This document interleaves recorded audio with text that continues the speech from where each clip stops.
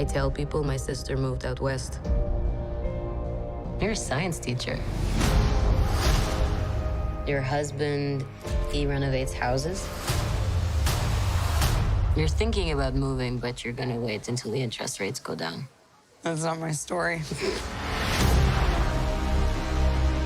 Before I was an Avenger, I made mistakes.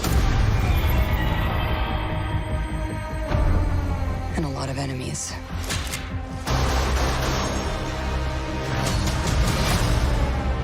His call sign's Taskmaster. He controls the Red Room. They're manipulated, fully conscious, but no choices. I should have come back for you. How many others are there? Enough.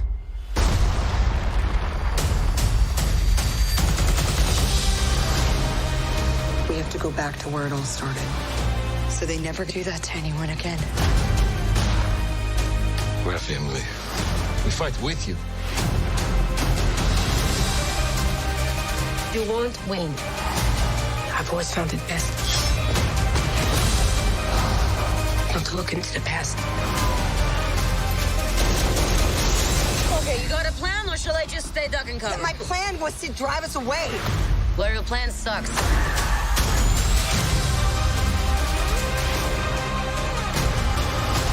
At some point, we all have to choose between what the world wants you to be and who you are. I made my choice. I'm done running.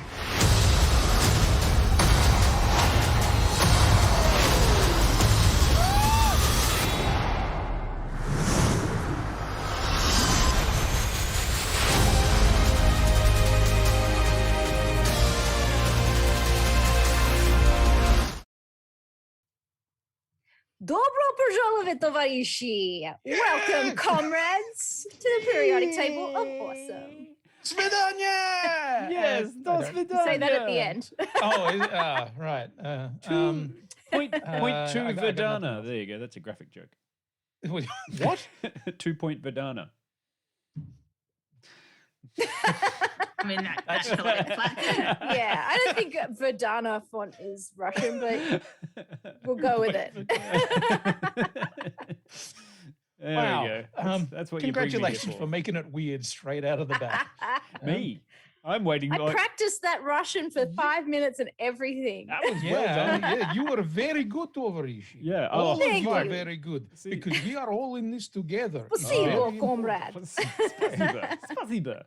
Yeah, we don't know Russian, so I'm just No. going to caveat the entire podcast on the Yeah, idea that no, I we looked up do a not bunch know of it, Russian. and I was like, yeah, I'm going to speak in a bunch of raw shit. It's all in Cyrillic. Cyrillic. Acrylic. No, it's all in Krillin. It's all in the guy. It was from all in Dragon Ball. acrylic. Yes, apparently. I like that Peter's just like, why am I on this show? What do I do? Thank you. How did she end up with a group of nutbags? Thank you, Talendar, for pointing out that yes, it's several weeks of Aussies doing bad accents, and who's going to be offended next? It's like, you know what? Yeah. You never know. Well, next week is a different show, which we'll get to later. but- Yeah, next week we're talking about something else entirely. No. But there probably will be. I will be learning alligator for next week. Absolutely. I mean, if anyone's new here, know that there are always borderline offensively bad accents at some Yeah. point. I do like that they're only borderline offensively bad. What is I mean, the, Talendar, I hate to tell you this, they're offensive. They're offensively bad, and I know it, and I'm kind of proud of it. oh gosh, what are we doing yes. this week? What are we talking about? Oh, Black Widow. Oh, yes. Just like the biggest movie that dropped over the weekend. I gotta say, I'm happy. It not only the biggest movie that's dropped, but also the biggest money maker that since what was the last? Oh god, it was. Well, it's blitzed Fast and the Furious. Like it has. Okay. It is the biggest opening weekend since Star Wars. Wow. Since Star Wars Rise in of Skywalker. 1977. Oh, No, Rise of Skywalker. Oh, the last Star Wars movie. So you know okay. that one that opened, towards the end of that year, and then everything went to shit. Mm. Yeah, well, this is the only film that's made big, decent back Oh. since then. If only I it was could have so cured the keen to see pandemic. it. Yeah, I know. I was so excited to see it in the cinema. Yeah. Me too. I was Last year when everyone was like going out to see Tenet, I was like, oh, I don't give a shit about that. I'm like waiting for Black Widow. And just as it hits, they're like, my cinema for you. Yeah. Screw you guys. Yeah, we hear that you like cinemas. Fuck you. Yeah. Stay at home. Yeah. You hear that something that you've been waiting to come out in the cinema for over a year now has come out in the cinema. Yeah. Got Not news for for you. you. Yeah. No movies for you ever. Yeah. Yeah. And I've like as a part of the show that I used to do with Supernova, like we've had the same activation twice. Yes. For Black Widow. 12 months apart. Like, yeah. Literally same 12 months 12 apart. months apart. And I was like, Yeah. oh my God, we are doing this again. We are still promoting the same movie. It has not come out yet. Come on. It's just got to get out. And you know what? Yeah. Well, it's a film 17 years in the making. As it was originally pitched in 2004 with the then not Really? with the then not very formalized Marvel Studios way back with David Hayter as writer director. And Okay. then Wow. yeah, I know. With Avi Arad. Remember Avi Arad? Remember Oh, him? yeah. When he was like so when he was doing it. But that was I think back then it was a Lionsgate project. But it's been around for a Wow. while. Like as in the Okay. idea of doing Black Widow before they had formalized the Avengers and everything and the Iron Man and all that kind of stuff. So yeah, like this is 4 years before Yeah. the MCU started. Yeah, kind of like Russian Spy. Cool. You know, the X-Men had And so it done only okay. took 15 years for them to go, oh yeah, a female protagonist in a superhero movie might actually work.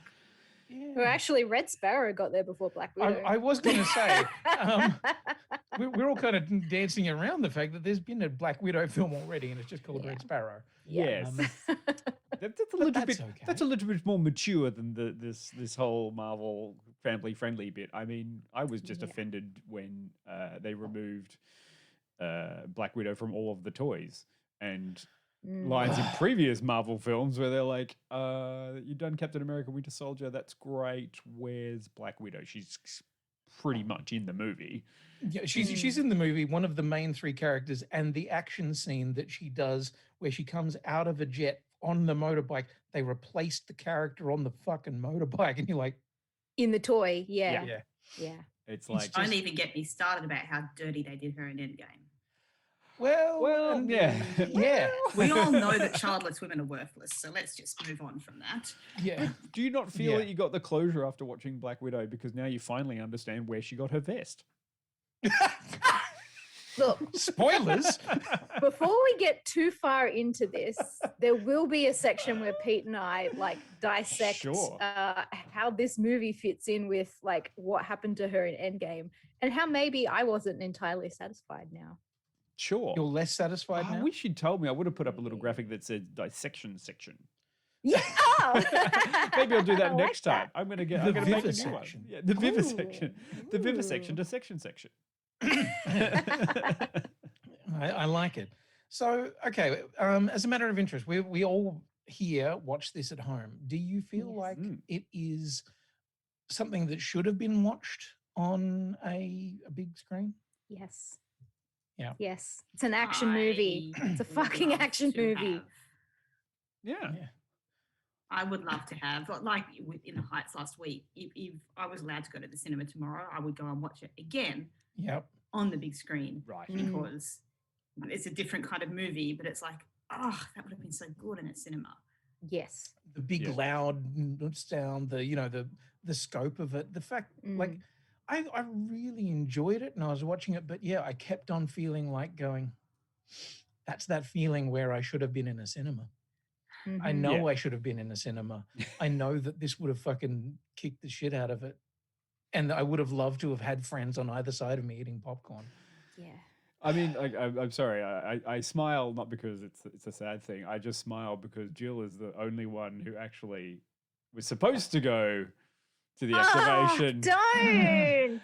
Even though we would before have. all of this shit started, I was Yes, meant to go to a friggin' premiere. Yeah, Jill was like, I have got the thing I'm going to. We're like, oh yeah, that's great, really well done. And then it just got shut the fuck down.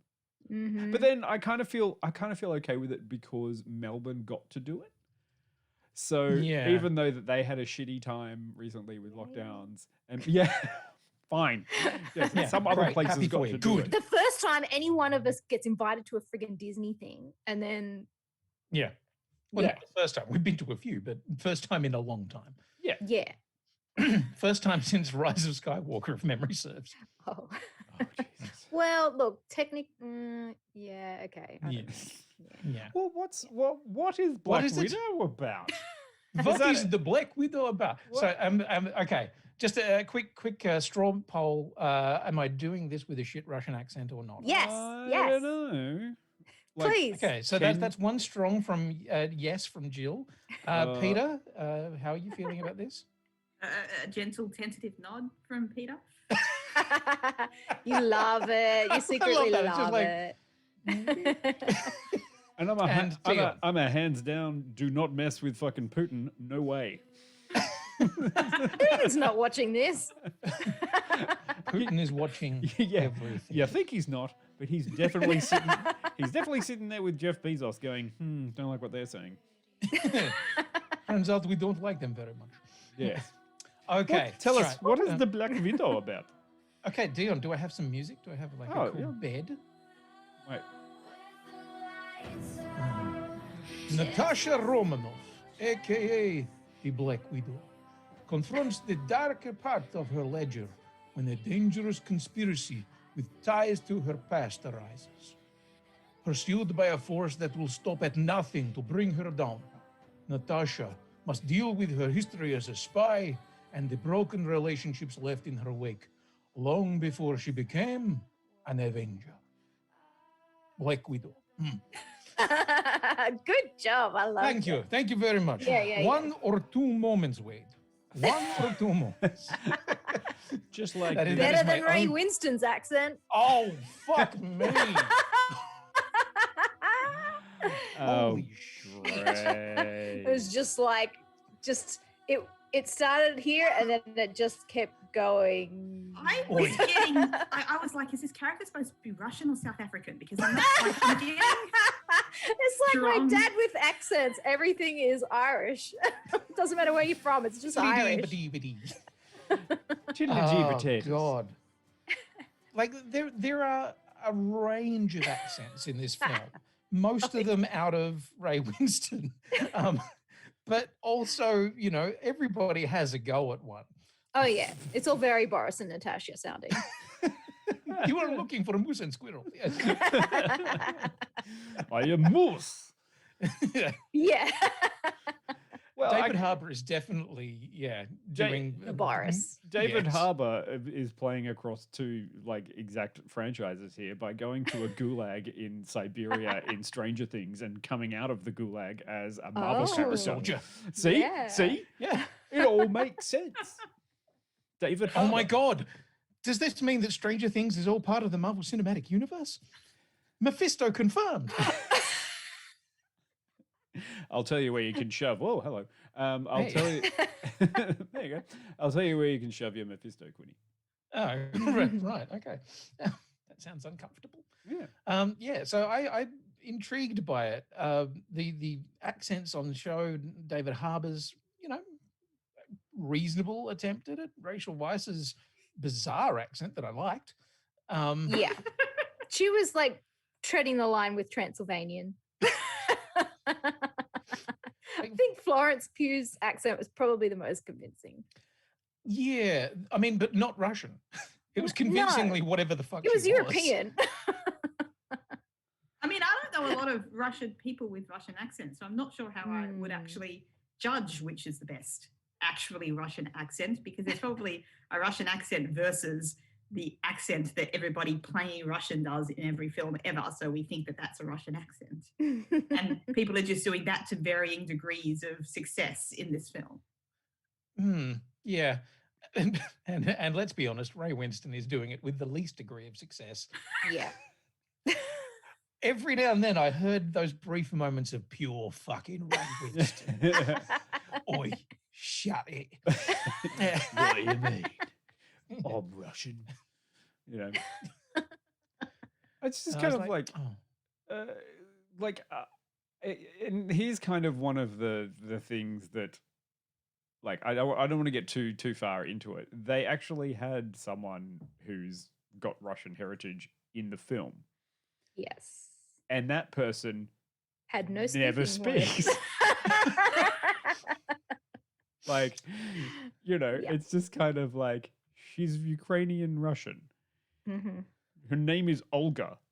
Mhm. She never utters a word in the entire thing. Meanwhile, they're like, "Oh yeah, who are you from? I'm from the Midwest in America. Great, so you're a Russian spy who immediately loses any American accent and goes straight back to thick Russian." Well, I don't know. I mean, let's be honest. Scarlett Johansson's accent has been a journey throughout the entire Marvel Cinematic Universe. She never had a Russian accent. She No, not really. occasionally attempted one. Hmm. Like I think there are a couple of films where there were moments where it was like, I think there was sort of an attempt at a Russian accent in there. I could be wrong. Nothing I can recall. I remember it lived distinctly from Iron Man 2. She was very Russian in that one.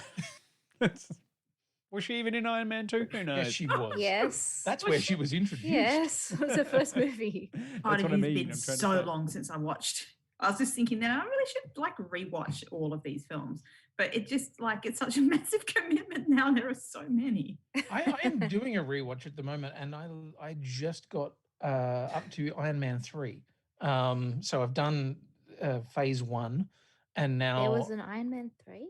There was an Iron Man 3. Yes, that It one. is, as I'm calling it, Tony Stark takes off and puts on his armor 20 or 30 times during the one movie. That's all he does. It's for set the whole around fucking Christmas time. movie. Don't you know that one? I don't It's remember. the Iron Christmas Man movie. 3.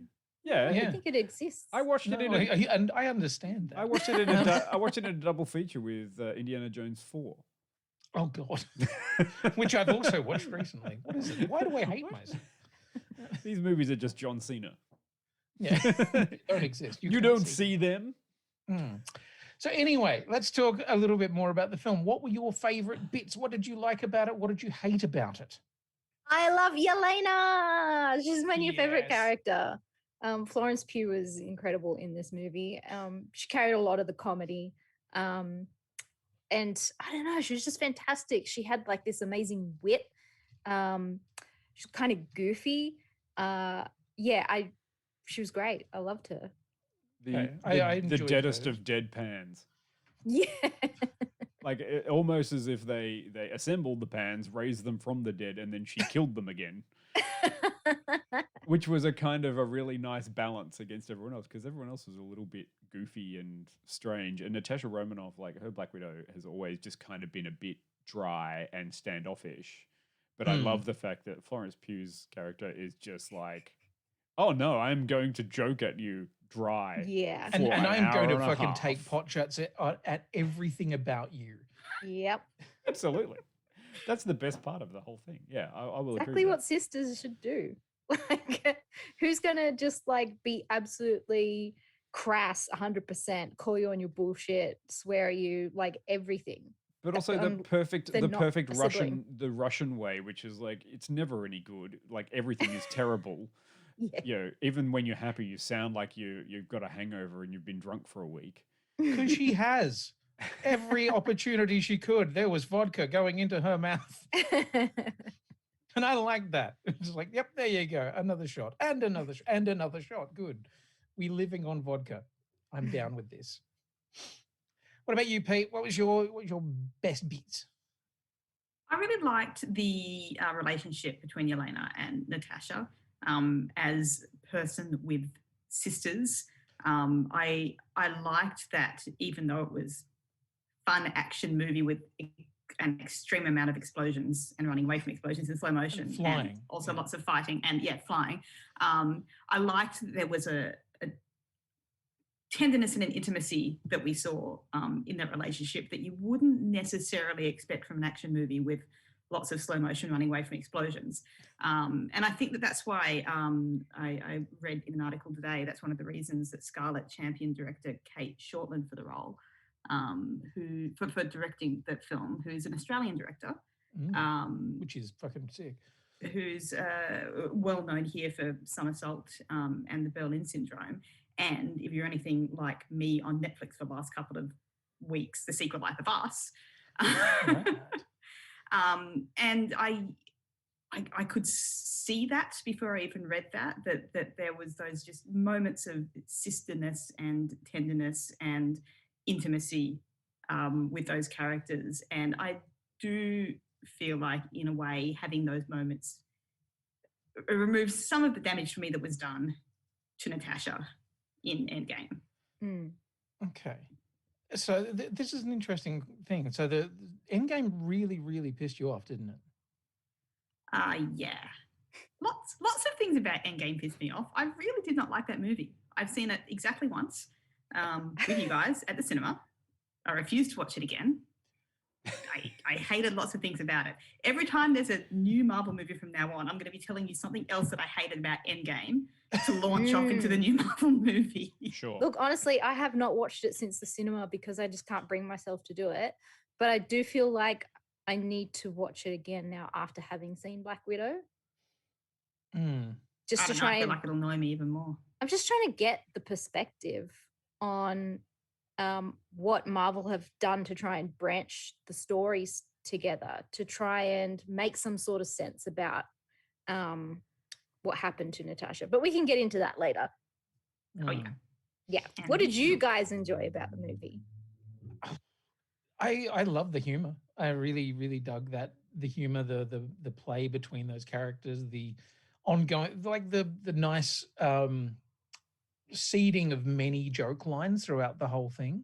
You know, the joking about posing, then the joking about the vest and the pockets, and you know, all of these things, you know, and there are a lot of times I thought, this is really fun, this is funny, and you know, you introduce characters like, you know, I want to say Crimson Dynamo, but that's not him.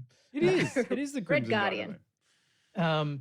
Red Guardian, and that, you know, has its own sort of flavor. I really love that each of the different characters had their own kind of flavor of humor. So, you know, Black Widow's Fixer, you know, there was a relationship there, and there was a sense of humor and a playfulness, but then totally different with the sister, totally different with the father. And then you get a different dynamic when it's the two sisters and the father. And then a different dynamic again when you bring in the mother figure. And yeah, I did see somewhere that people were like, finally, Marvel sort of fixed their villain problem by having a villain that you can really hate in Ray Winston. And I was like, yes, I don't know. Was he hateable enough for you guys? Does Marvin have a villain problem? Yes. I don't necessarily need to really hate my villains. I like a villain with a bit of complexity. Is that just me? Am I alone? No, I thought the best villains Marvel have ever had so far are Killmonger and the Vulture. And Thanos. Okay. No. I can leave Thanos. He wasn't. I mean, we can leave Thanos, but they did go away to giving that character depth and really trying to go into explaining, no. Why does he want to destroy the world? It's not just because he wants to destroy the world. Yeah. I mean, my personal taste runs to the more televisual. So I think the best villain that Marvel's had has probably been the Purple Man, David Tennant. But, you know, that's now, you know, potentially non-canonical. I'm sorry, that gave me too many nightmares. So, no. Yeah. New. Yeah. Your villain, and that is understandable, but he was a spectacular villain and a complete arsehole. But, yeah, I don't know, like, whether or not this guy is a great villain. I enjoyed Taskmaster. Yeah. And Dion has an opinion. I do not agree. That is the whole thing. Anyway, I disagree about how they introduced Taskmaster into the whole sort of Marvel universe, which frustrated me only slightly because ultimately I would have preferred if Taskmaster had been the person in charge of the Red Room and it wasn't just some bureaucrat who worked out how to control people. But also, I think thematically that is what it's about. It's about pathetic men trying to control women all over the world because they've got no real power. Yeah. I think that's what made this villain successful, is that he is someone that really just has enough cards in his hand that he's able to make these plays. And once, enough of those are taken away from him, he is just, a pathetic dude. And it speaks volumes about some of the culture that we put up with in the world. I've heard a few people sort of say that this is very much a superhero Me Too. That he sits in a position that is very much akin to, I wanted to say Epstein, but not fucking Harvey Weinstein. Weinstein, thank you. The other Steen. Yeah. That he is just a disgusting blat of a man who uses his power and influence to get what he wants, and what he wants is gross. Yeah. Saying that though, I didn't feel like it was too on the nose. Like No, it didn't no, feel not at like, all. oh, here's a feminist activist superhero film. It did still just feel like a superhero film. Yeah, I agree. Yeah. What did not work for us then? Well, Dion, give us your Taskmaster speech. I don't see, and these are the things like or is it too spoily? Not kind of.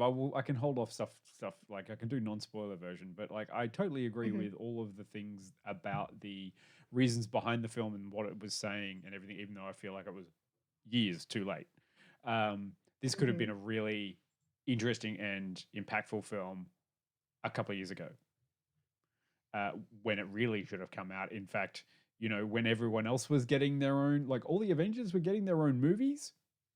Yeah, forgot one. And everyone Well, they never revisited Hulk, and they never gave Hawkeye a film. Well, Hulk, I'm not arguing. There's a legal reason that they can't. No, but they had already done. They'd already done two Hulk films prior to Ruffalo. Hawkeye, I'm not advocating for the dismissal of a Black Widow film previously. No, absolutely. They didn't do everybody. But maybe they should have. Yeah. And it would have been nice to see that, but also things were moving very fast. I just kind of feel like if they're going to introduce all of these ones, they did it in a really nice way in Black Widow. I like the way that they incorporated stuff. So yes, I have a problem with Taskmaster because Taskmaster is actually a really kind of cool villain who, if is allowed to be villainous, but this one is not a villain. Taskmaster is not the villain in this one. This is like a Russian shield. Russian shield. I feel like they recycled the plot.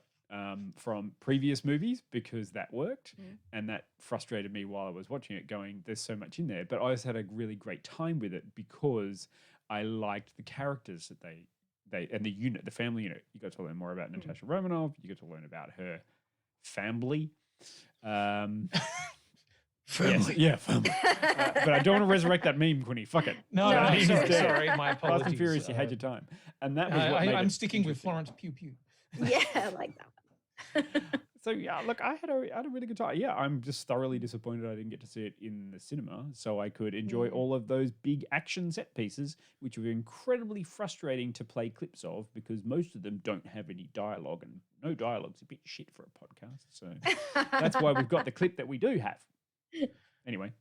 Okay. Speaking of the action sequences, one thing that I really enjoyed most of the action sequences, but there were just a couple of things that really put me out of in terms of my suspension of disbelief watching them.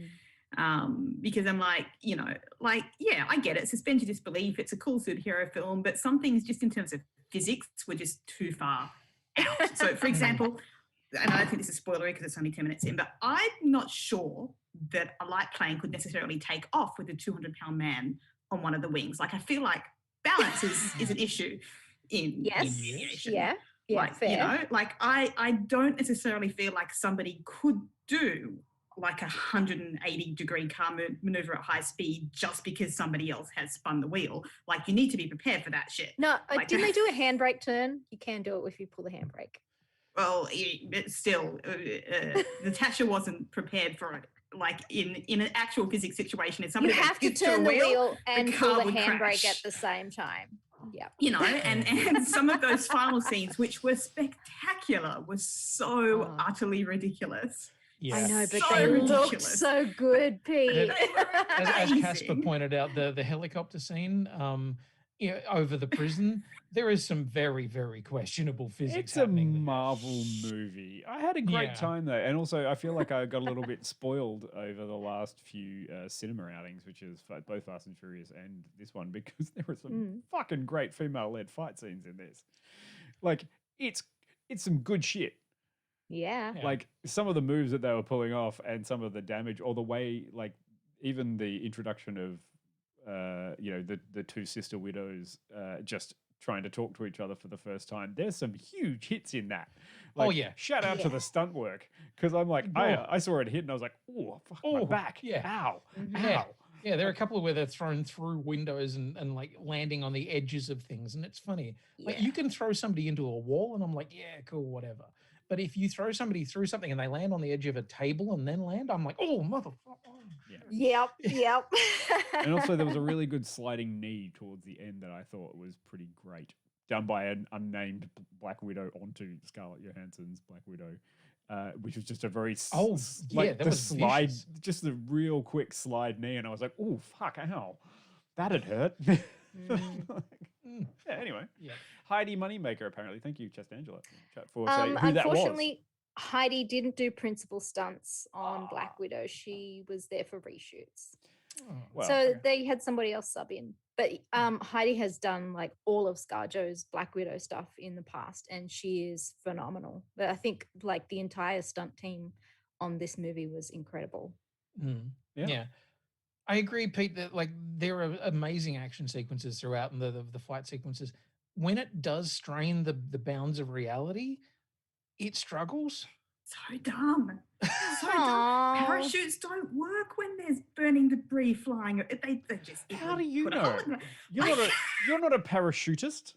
I mean, there's this great bit where Natasha falls from a great height and hits like 5 things on the way down, and then lands on her feet. And I'm like, that's awesome. But she's not a super soldier. She would be very broken at this moment. She would have like massive internal bleeding and probably broken bones, like ribs, back. But it was too early in the movie for her to die, and she doesn't die in this movie, so she got up.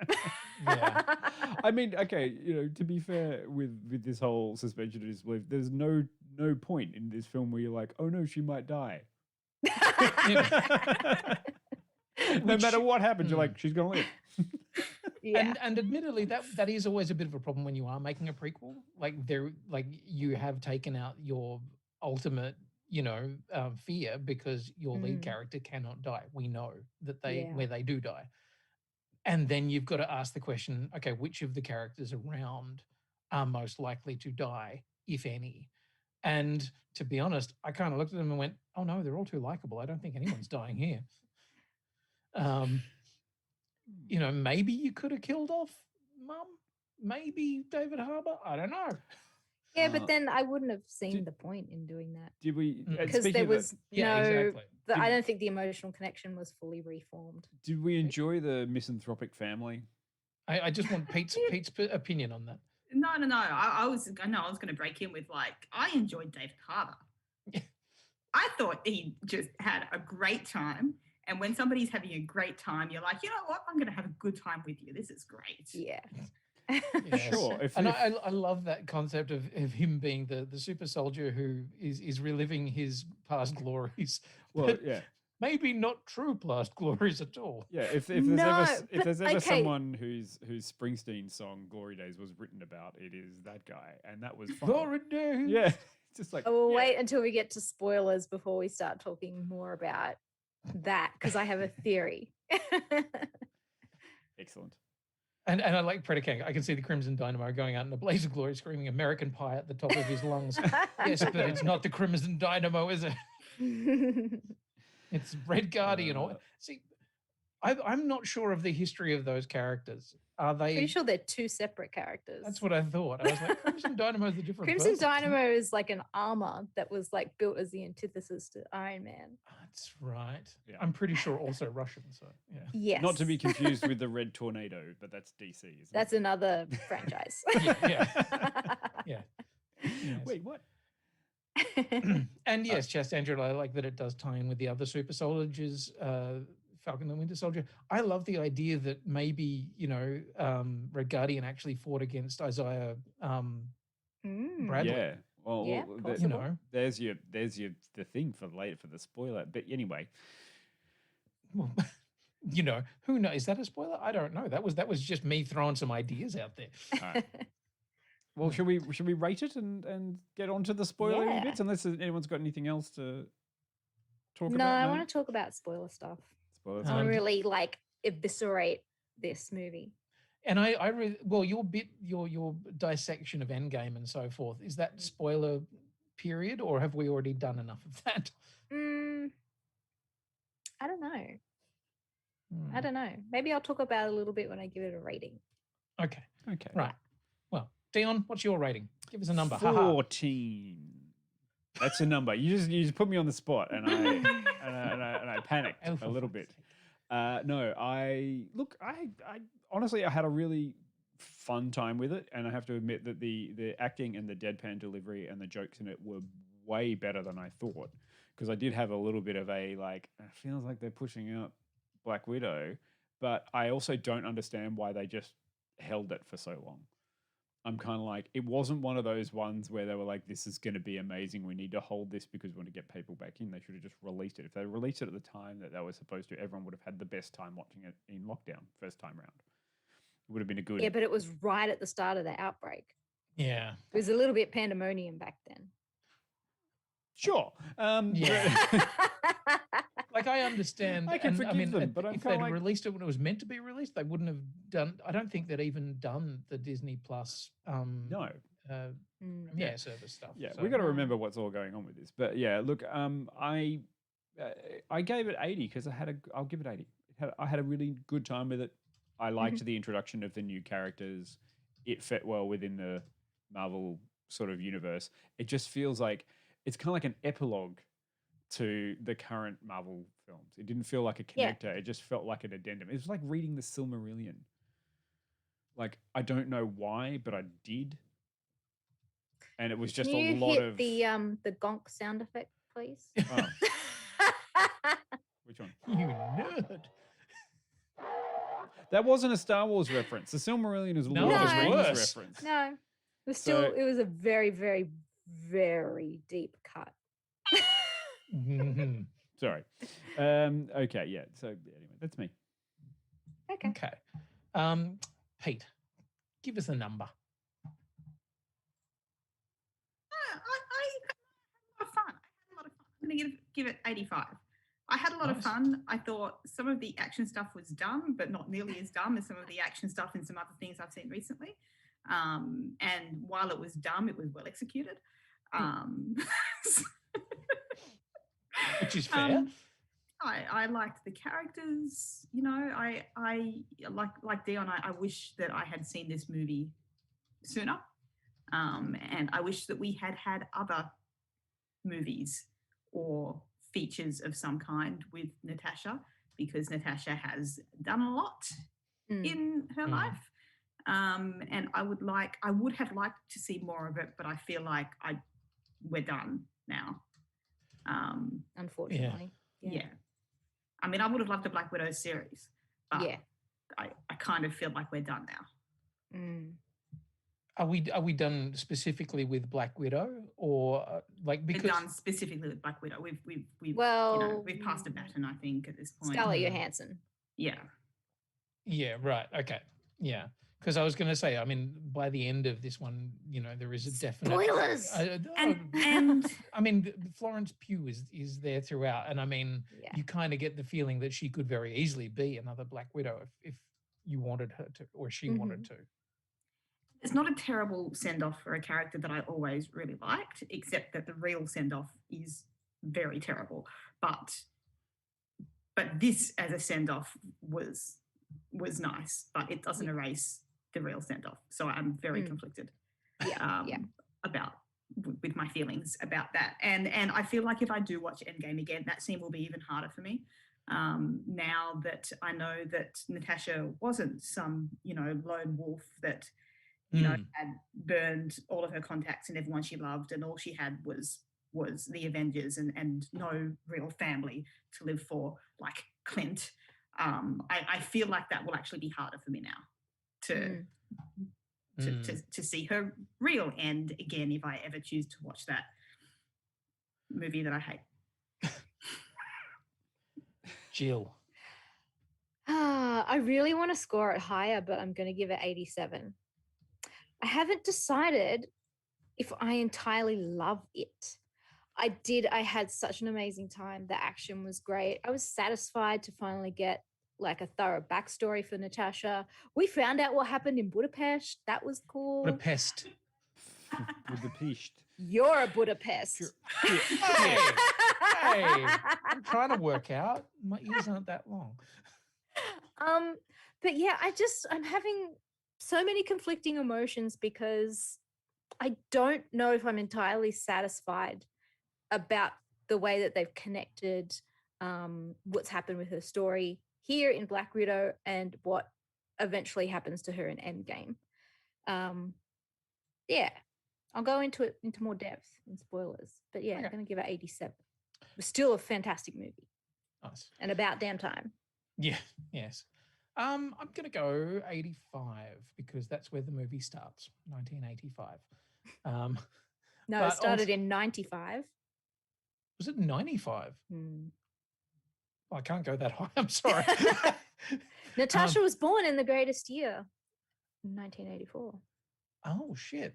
All right. For some reason, I must have looked at the super wrong when I was reading it. Well, fuck that theory. I'm still going 1985. Mate, no, I want 85. That's fine. I was like, can I go to 1984? Why am I trying to do this? I did enjoy it. I'm intrigued to know whether I would have had a different feeling for it watching it in a cinema. Yeah. I mean, there are things that you watch on a small screen where you look at it and you go, that's fucking silly. The flying and the dudes who are quite literally skydiving and shooting guns while they're skydiving. I was like, that's fucking silly. Have you never seen a James Bond film? That was my next point, though. I actually think that they did a very, very smart thing earlier in the film where they show her watching James Bond. Yes. Because what they're telling you as a viewer is put your ideas of what the MCU is about away. Now we're in super spy territory. So here we're going to have was that like some sort of our twirling Chekhov's moustache. gun, Quinny? Sorry? Was that like some sort of Chekhov's gun? Yes, it is Chekhov's gun where you show it and then you leave it there and never do anything with it whatsoever. I don't know. I don't know. I dug that they were going, okay, here's your touchstone. It's Bond, but it's also the Roger Moore Bond, which is the goofiest, stupidest Bond. Yeah. That explains the Russian accents. Yeah. It was Moonraker as well. Yes. I was like, fucking Moonraker? Okay. I love that. I love the idea that, she's like, yeah, spy movies are great because I am a spy, but these are dumb. And that's what this is. It's like a few people are saying it was Bourne Ultimatum and stuff like that. And I was like, it's more Bond. It was way Bond. And even to the point where you've got your, almost your cat stroking villain in the chair at the end in his gigantic thing. Like it is beat for beat a Bond movie. So I'll forgive it a lot of its dumb shit because we watch Bond movies and totally believe the fact that, there's an invisible car that drives on the ice. Leave is a strong word. Okay. We forgive. Forgive is the correct word. We suspend our disbelief. We don't believe. Okay, fine. Then yes, how we suspended. And by showing that little clip, I think there's a moment of full recognition of like, yeah, we know what we're doing. And yes, it's silly, but go with it because she's a superhero, super spy.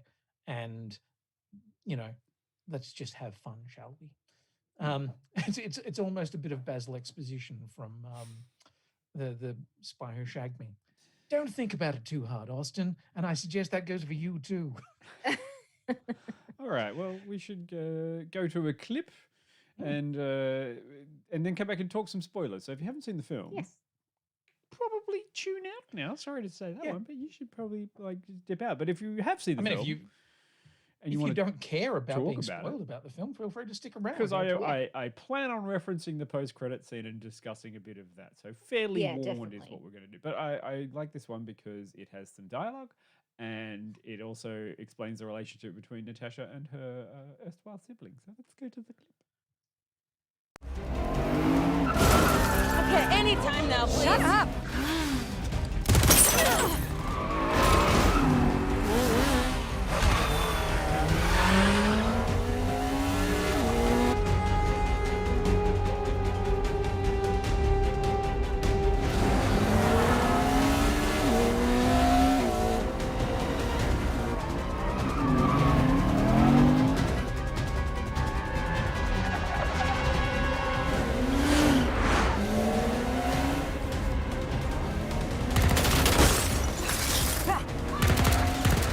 Okay, you got a plan, or shall I just stay duck and cover? My plan was to drive us away. Well, your plan sucks.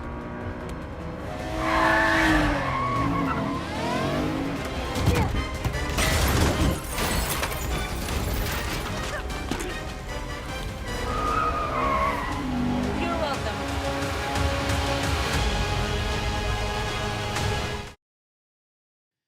Yes, your plan, it suck. What a poser. What a poser. Your plan suck. I'm yes, absolutely loving the fact that Florence Pugh is just enjoying herself so much through the movie. Yeah. I saw a lot of interesting discussion as to her outfit. Yes. Now in our spoiler group, which you can all join, the TBTO spoiler thread. On Facebookie. Yes, on Facebookie. Facebook. Yeah. Спасибо. Yeah, there was some interesting discussion as to why her outfit looked like she was wearing overalls, whereas Scarlett Johansson looked like, you know, the usual superhero painted on business, which I thought was an interesting choice. Look, I mean, they're right there on the screen. You can see them exactly there. You know, Rachel Weisz looks like a supermodel. Scarlett Johansson looks like a statuesque version of the supermodel. In fact, they both look like they've come out of what's that film clip with Robert Palmer? They've come out of a Robert Palmer film clip. And then Addicted to Love? Yeah, Florence Pugh on the other side is just kind of like, I have vest and stick. We'll punch. It's kind of like... She still looked great. Yeah, that's the thing. She still looked great, but I was like, it was an interesting choice to not necessarily go for all of them wearing exactly the same outfit or wearing it in exactly the same way. Also, all the men in this all look relatively terrible except for Marlon. He looked normal, but also, was it Marlon? Who's the guy? No, that wasn't his name. Isn't it Marlon? Mason. Mason, sorry. Yeah, well, there you go. Mason. I like Mason. He was asleep most of the time. It was fairly useless. But I like that the rest of the men in this were pretty much useless. Also, it could have just been an actress choice as well. Maybe she wasn't comfortable wearing a catsuit. Sure. Or maybe she didn't think it was right for her character. Yeah. No, I really liked it. I'd like to try and find an article about the costuming for the film. Yeah. Yeah. Yeah. I did love that the suggestion that a lot of people have is that she is actually wearing, you know, one of the Black Widow's old suits. Like, you know, this was stuff that Natasha had in her safe house.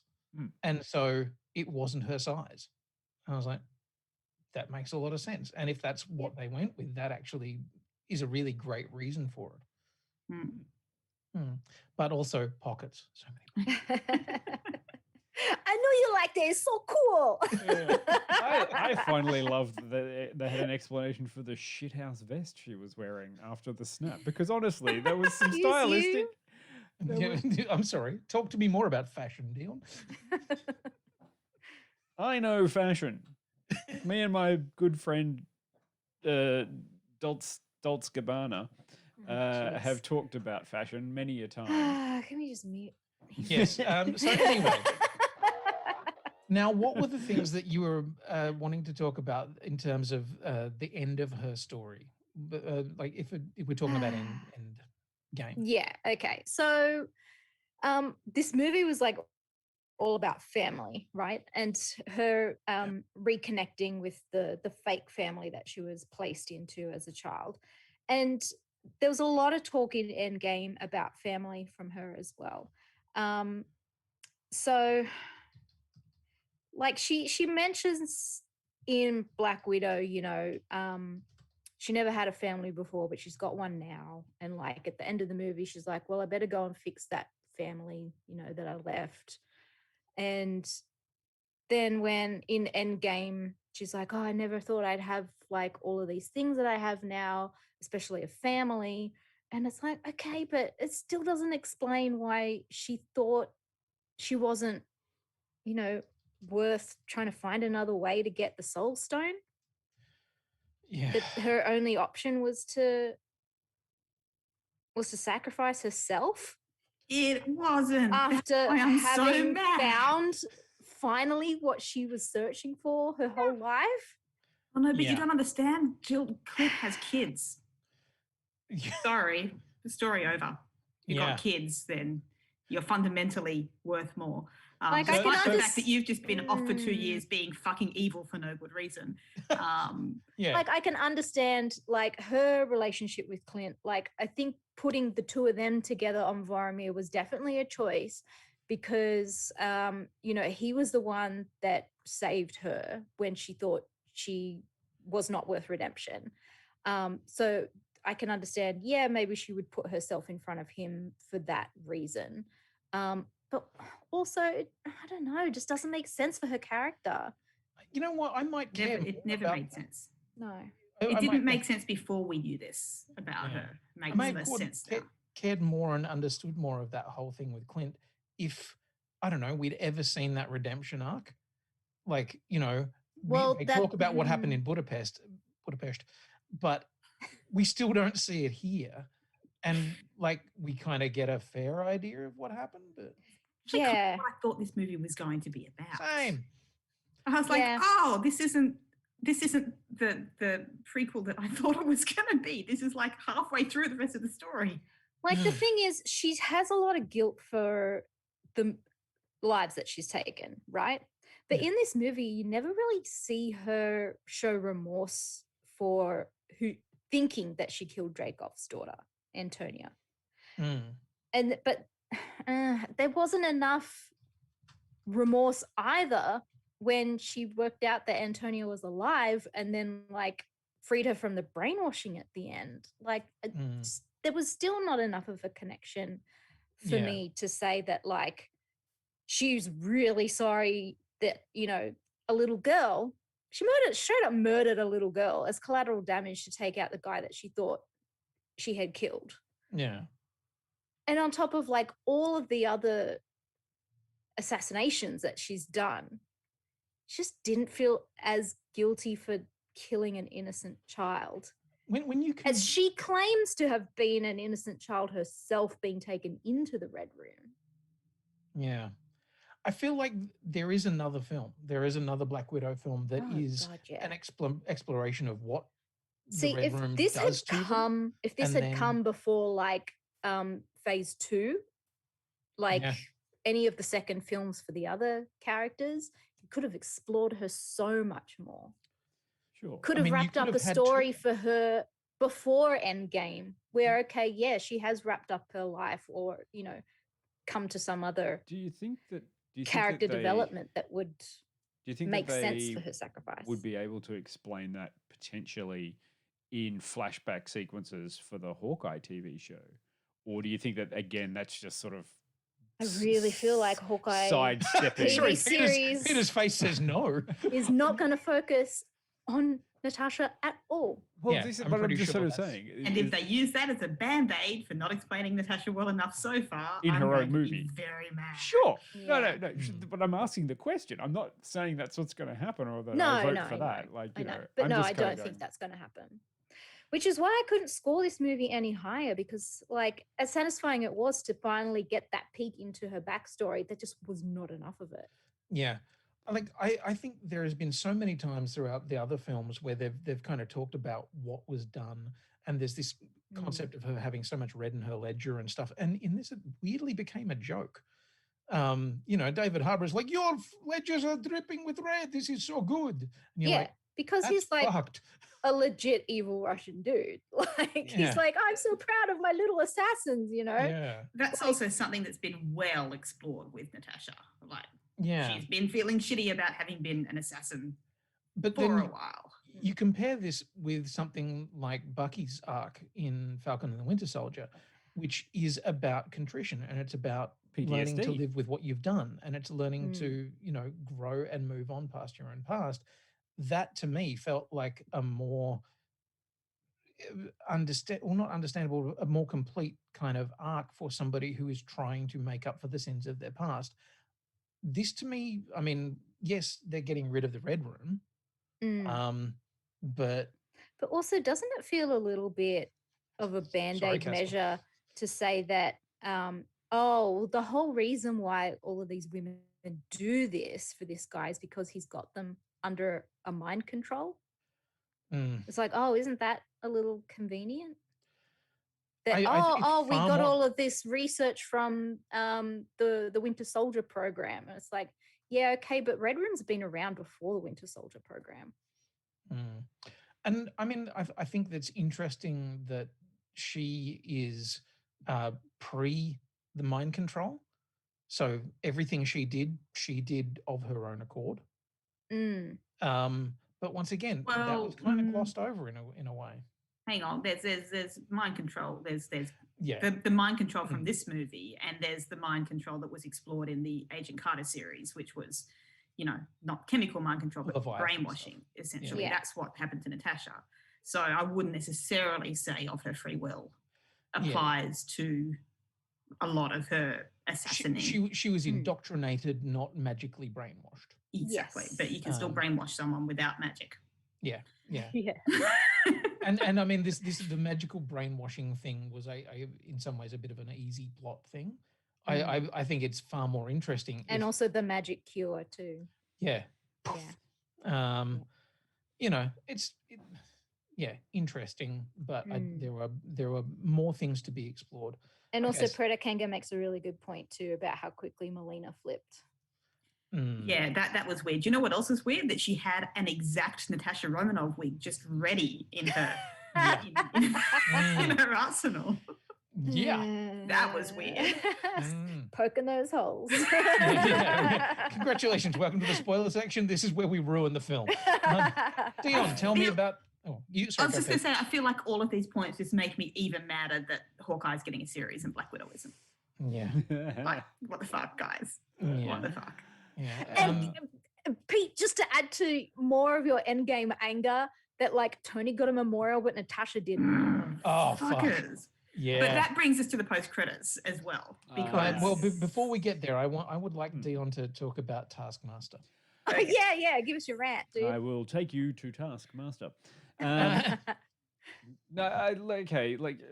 Taskmaster is kind of an interesting character from the MCU because it's quite literally a Deathstroke knockoff. They took one for one. Yes, Like during the yeah. 60s, Marvel and DC were just like, you've got one of them, we've got one of them. It's exactly the same. Like, he's like evil Captain America. I like that they had the whole sort of thing is like, oh, they can watch you and then do what you do. Like, it's more explained in the comics. It's like, it's a he is there, and he is the person who trains all of the evil henchmen and stuff because he's got photographic reflexes, which is if he sees a move, he can just replicate it. I kind of like what they did in this because, it made it a really interesting villain.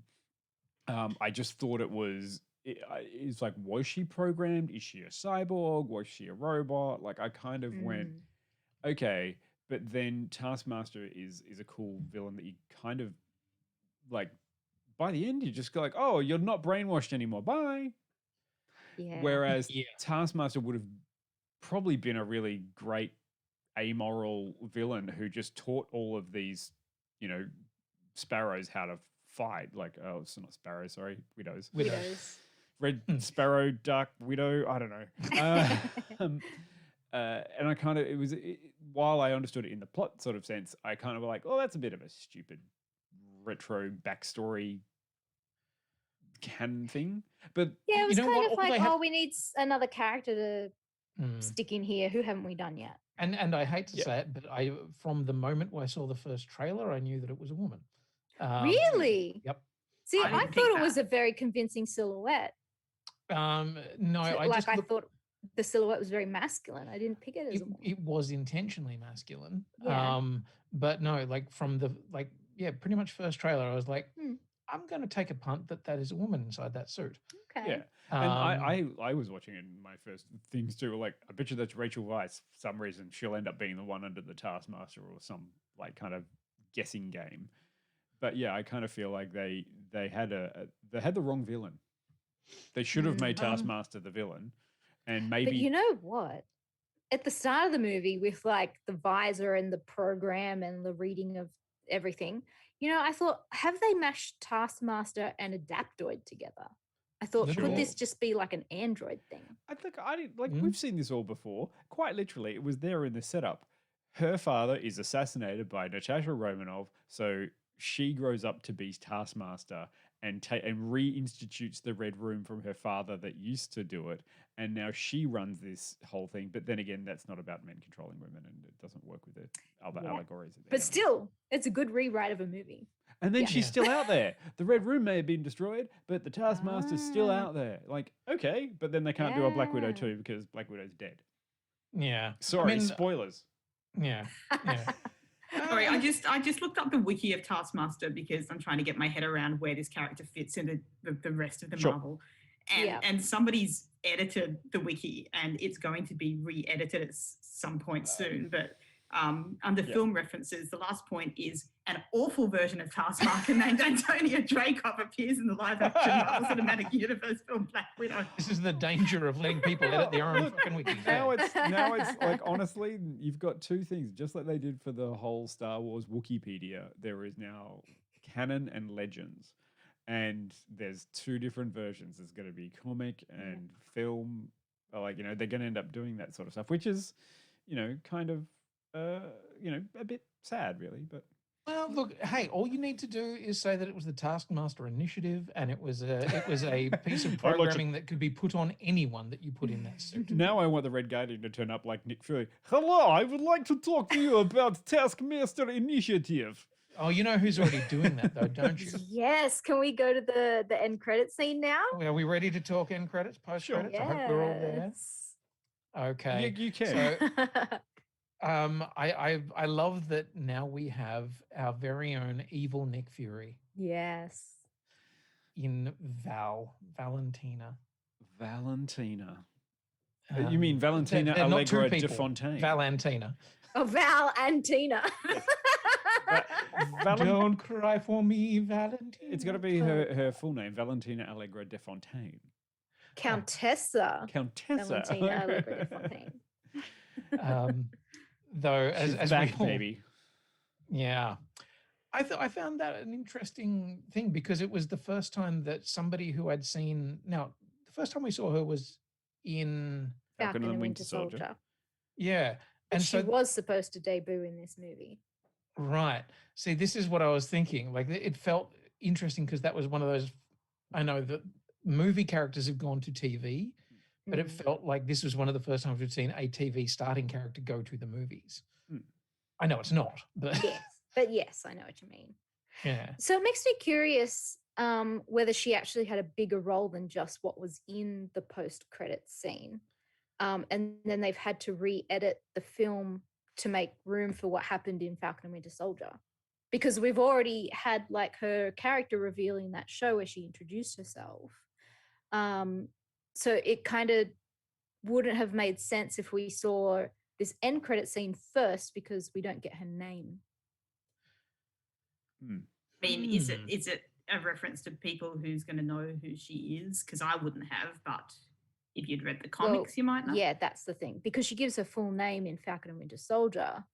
That's where people can go, oh, Google it. Whereas in the end credit scene in Black Widow, we only hear her be called.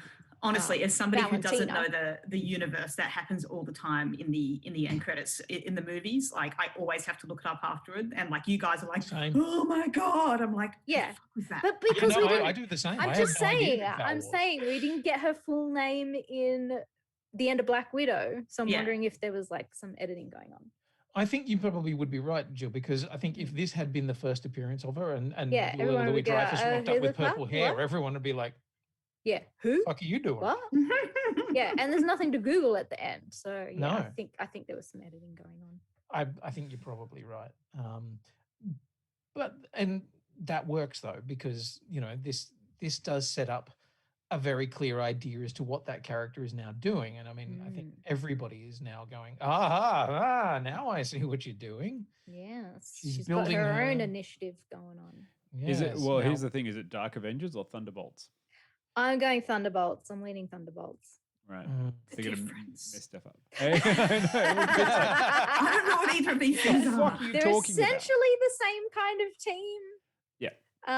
But Thunderbolts was kind of put together by Senator Thunderbolt Ross. Ross. Well, he wasn't a senator in the comics, but the guy who's Senator Ross in Yeah. the movies. So, So like that makes more sense to me because they've given him a bigger role now in the last couple of films. So Any good that's guys or why bad guys? they're Well, the antithesis to the so, Avengers. yeah, it's like, but Kind they're of the bad but they're led by Baron Zemo. So imagine if Baron Zemo was the Captain America figure, and it's a bunch of people who are doing So Avengers. morally flexible guys. Yeah, Avengers. They're the MCU Suicide Squad. Yeah, Avengers-ish. It's kind of like, well, if these guys die, no one's gonna care. Right. Yeah. Sort of Hey. send them in, where they're kind of like, we need someone to go and deal with this, which is really going to be like morally complex and a little problematic. We can't really send in the Avengers for the superhero pose at the end. We're just going to send these guys in. You go. So throughout the years, you get multiple different versions of the Thunderbolts team. So you get one that had Ghost from Ant-Man and the Wasp, and Radioactive Man and a couple of others. And then in another team, you get Taskmaster and Batroc the Leaper. So he was in... Is it Leaper or Leper? And you also get Rhino in there. But also Sure. that was underneath Paul- Norman Osborn is that- as the leader. So Is that you- going to you be get- Paul Giamatti's Rhino? In the. I hope so. I'm really looking forward to Multiverse of Madness and the Spider-Man into the multiverse. Mainly, That's so not they what can... it's called. What's it called? No Way Home. No Way Home. That's it. Far from Multiverse. Whatever. You're thinking of Into the Spider-Verse, Sure. the animated one. But I look forward to seeing how they push them all sort of together in a filmic world, and seeing how they come over. I'm wondering how far down the track that is too. To be Oh, honest. look! I mean, So- all I do is I hope out, and I just want to say this quickly. I hold out hope that they will eventually remake the greatest Uncanny X-Men comic of all time, which is Uncanny X-Men number 268, in case you want to go out and search it, which is a backstory in World War II where Black Widow, Captain America, and Wolverine team up to defeat the Hand. But in the backstory, Natasha Romanoff is like 5, and Captain America and Wolverine fight Nazis to save her from the Hand when she's 5. It is hands down one of the best Uncanny X-Men stories ever. But I am like, They did it in the animated series too. yeah, could you please get them to come back and make that, please? Like Hugh Jackman, Chris Evans, come back and remake that one just as a special In our treat. wildest dreams. Yeah, I know. But this is the thing, we have such a broad scope now, like whether or not we do Thunderbolts or whether we do some kind of Dark Avengers, you get the distinct impression that maybe they're building a team of bad guys so that you've got your US agent, you've got your White Widow, whatever Yelena is going to be. you've got Abomination showing up in Shang-Chi. So if you want to have your, anti-Avengers, whatever they may be, you've got the ability to kind of build that step by step. Vulture is still out there doing his thing. I love that idea. Also, I really hope they do Red Hulk at some point in time. So General Ross at some point decides he's going to take his own Hulk thing and becomes a big angry Red Hulk. And I would love to see that too. Will be interesting to see if Valentina pops up in Shang-Chi that comes out in September. Yes, or Eternals that comes out whenever the fuck that comes out. November? Yeah. Are we all looking forward to the Eternals? Nah. I am, just because I want to know what it's going to be. I'm mildly curious. And I'm dirty about Rob Stark Eternal. I'm not. He's so beautiful. Yeah, but he pissed me off with that glib line about becoming the leader of the Avengers. I'm like, fuck you, Rob Stark. Look, I would watch Richard Madden do just about anything. So, I mean, there are lots of things that I get angry at that probably isn't going to end up being Have they confirmed that they're going to do Kang as the main villain for the next phase? Well, Kang is appearing in about. Quantumania. Yeah. He's appearing in Quantumania, but that's not until 2022. And there is a lot of talk as to whether or not he's what's going to be rocking up at the end of Loki tomorrow. 2022's next year. It's 6 months away. Shit. So Can an you interesting... not please, Jill? Please, for the love of God. I know. Don't say that. Look, I cried about it. It's fine. I remember I went to the beach in 2019 and it's now. So when I go back to the beach again, it'll be 2019, right? Yes. Was that the last time we went to the beach? Probably. Fuck. A long time looking ago. Ahead in terms of what's coming on the radar for Marvel, there is a lot. And the thing that I find interesting is that, we finish something like this and we're like, oh, man, so long to wait. It's only a few, tomorrow we get the end of Loki. A couple of weeks later, August, we get What If, which is the animated series of 10 episodes, which is rather exciting. So much fun. Yeah, absolutely. Super excited. And also fucking massive shout out to Flying Bark, who are the Australian animation company who made at least 2 of the episodes. Cool. Yeah. Nice. They got this amazing gig and they're like, we don't even do that much 2D animation, but fuck it, we'll give it a go. Yeah, let's do it. They're the people who used to make Blinky Bill. Like they changed Yoram Gross. They just changed names. Oh wow, okay. So then, and I'll go through this quickly. We've got Miss Marvel, late 2021, Hawkeye, late 2021, 2022 we get Moon Knight, She-Hulk, Secret Invasion, and then the Guardians of the Galaxy holiday special. And that's just the TV stuff. That's TV. But then what are we getting a little bit after that? After that, Armor Wars. Yeah, Secret Invasion and the Armor Wars, Ironheart as well, probably 2023. Nice. And an untitled Wakanda series. Yes, whatever that means. There's enough there. I mean, if they can stretch this out to Fantastic Four, and it makes sense if Kang the Conqueror is the main villain for phase. Well, they're in phase 4, aren't they? 5. We're into phase 5 now. Yeah, if they make him the villain in phase 5, but it's just kind of at the moment there's no villain. Yeah, there's no big bad. There's no Thanos yet. Yeah. No, we've wrapped phase 4. What's the big... Shang-Chi's the start of phase 5. I was like, what's the big evil in Eternals? And it's deviance. That's right. Deviance. No, phase 4 starts with Black Widow, from what I can tell. Yeah. Yeah, we're in phase 4. But I mean, that feels like an addendum to phase 3. I'm sorry, I'm confused now. Peter, tell us, you're an expert in all of this. And so looking ahead for that, we get Shang-Chi in September, Eternals in November, Spider-Man No Way Home in December, and then in March, 3 more movies this year. I'm It's excited. insane. Then in March 2022, we get Doctor Strange in the Multiverse of Madness. Then May 2022, we get Thor: Love and Thunder, which I'm excited but also slightly terrified of. Yeah. That'll be another rant, but we'll get there. Then Wakanda Forever is July 2022. Holy shit, there's four films in 2022. The Marvels in 2022. And then Ant-Man and the Wasp: Quantumania in 2023, and Guardians of the Galaxy 3 in 2023. And Fantastic Four, well, maybe one day. No, hopefully not. Hey, I love the idea of them getting Fantastic Four right. I still love my Jessica Alba, Chris Evans one. I love it. I love it. I love it. It's terrible. I know. It's great. The terrible wigs, the bad contact lenses, the weird styrofoam body suit thing. Like, it's great. I was very, very impressed, however, to see that Doug Jones on the set of that as the Silver Surfer was actually painted silver. He wasn't all CGI. And I'm like, cool, good. Well done, Doug. Doesn't help you making the films any better, but...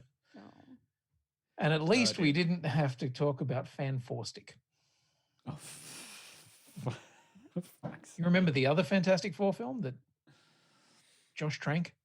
Oh yeah. Yeah, terrible. I was watching your face go, oh. I didn't know that's what you called it. Yeah, because it's Fan Four-Stick. Fan Four-Stick. Oh. I didn't know that they did that. I hate when you put... I hate when people put numbers in words. Like they write the word 6 with the number 6IX. Like I hate shit like that. Or what about May 8th or mate? No, that's different. Okay. I feel like we're drifting now. A little bit, maybe. What's happening next week? Well, we're back on the fucking Marvel train. Yeah, we're taking a break this Friday, and we're coming back on Tuesday to talk about all 6 episodes of Loki. Doesn't feel like enough. No. I want more. 6 episodes of Loki? 6, yeah. But think what they pushed into that. Jet ski sales are through the roof. Nobody can ride them, but they've gone through the roof. As well as alligator I love that sales. picture of the alligator on the jet ski that made it onto the thread this afternoon. That was great. Yes. If you're worried about all of this Marvel stuff, join us on the Facebook groups that we talk about all of the up-to-date things. But yeah, next week is a Loki affair. And I want to give some mad props to Jill there, who this weekend spent, was it 8.5 hours? It was 7 hours on the stream, but 8 hours in real time. Holy shit. Just punching it out there. Well, I mean, fair enough. Nothing else to do. And feeding that content beast. Absolutely. Building Lego. But it was great. You get to watch Yes. go through it. Like, you never did what I kept asking you to do on the chat, which was to throw it across the room like a giant batarang. Just to see if it worked. It could have been aerodynamic. I don't know. Yeah, I'll try it now and then I'll rebuild it on the weekend. Another 8 hours. Yeah. And also thank you to everyone who joined us on the mukbang on Friday. That was fun. Oh, yes, and Peta and Jill, just remember, yes, and F in the chat for Peter's lost dinner. Oh. Yes, if you didn't join us last It all Friday. worked out in the end. Yes. Yep. Uh-oh, Maya's having a Lego sale. Shit. Oh, shit. Bye. Oh, dear. Look, thank you so much for joining us. You have been a lovely bunch, as always. Yes. And yeah, we will see you next Tuesday. Yeah, thanks. Bye. Bye.